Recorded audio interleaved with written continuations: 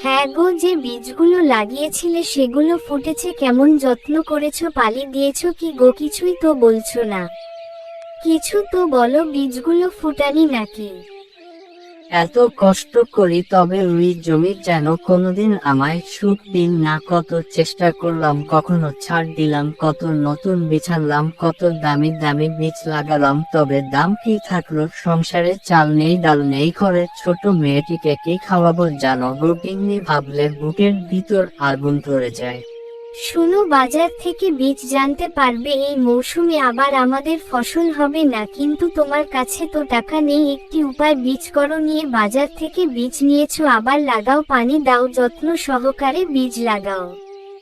সৃষ্টিকর্তা এবার আমাদের ফসল ভালো দেবে। টাকা থাকলে বীজ আনবো না বা কেন? বাজারে কোথাও সস্তা বীজ পাবো? আচ্ছা গিন্নি, চট করে ভাতটা চাপিয়ে দাও, বাজার থেকে এসে খেয়ে নেব। চলি গিন্নি।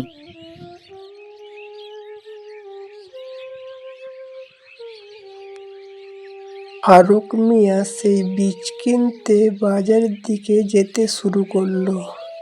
সে বাজারে কম দামি বীজ খুঁজতে লাগলো।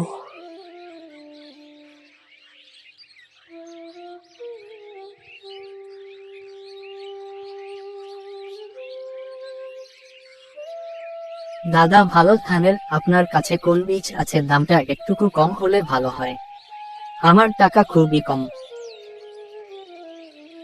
হা হা হা, ওই দামে আবার ভালো বীজও পাওয়া যায় নাকি? যে বীজটা দিচ্ছি সেটা নাও, না হলে অন্য জায়গায় দেখো।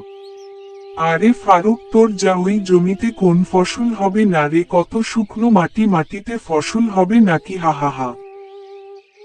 ফারুক মিয়া সেই বীজ না নিয়ে মন খারাপ করে যেতে শুরু করলো।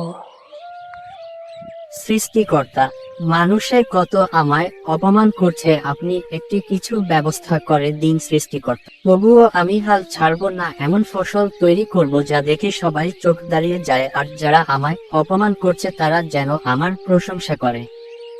ফারুক মিয়া সে গাছের নিচে বসে ভাবতে থাকে কি করব। তখনই এক বৃদ্ধ বাবা এসে হাজির হয়। তোমার কষ্ট আমি জানি, তুমি সৎ, তুমি খুব পরিশ্রমী, তাই তোমার জন্য এই বিশেষ বীজ আমি এনেছি। একে জমিতে লাগাও, প্রতিদিন ভালো করে যত্ন করো, ভালোবাসা আর যত্ন দাও।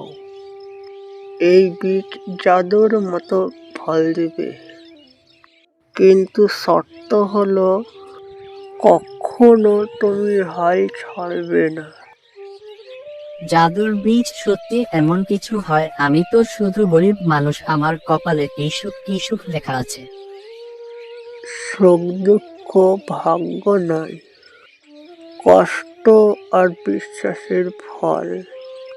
তুমি চেষ্টা চালিয়ে যাও, তাহলেই তুমি জাদু দেখতে পাবে।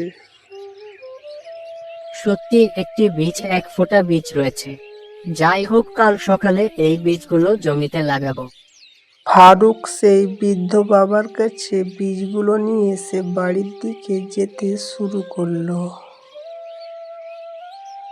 তারপরের দিন সকালে সেই বীজ লাগাবার জন্যে ফারুক মাঠে চলে এলো আর বীজ লাগাতে শুরু করলো। যতই কষ্ট হোক এবার আমি হাল ছাড়বো না, সকাল বিকাল পানি দিব, যত্ন করব।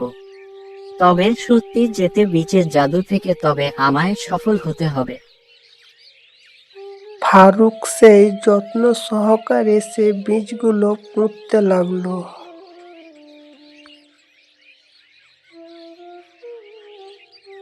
উফ, এতক্ষণে বীজ লাগানো শেষ হলো, এবার খালি সময়ের অপেক্ষা, সবকিছু ভালোর মতন হলেই ভালো হয়।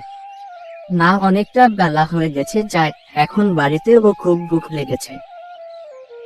ফারুক সেই বীজ লাগানো শেষ করে এবার বাড়ির দিকে যেতে শুরু করলো।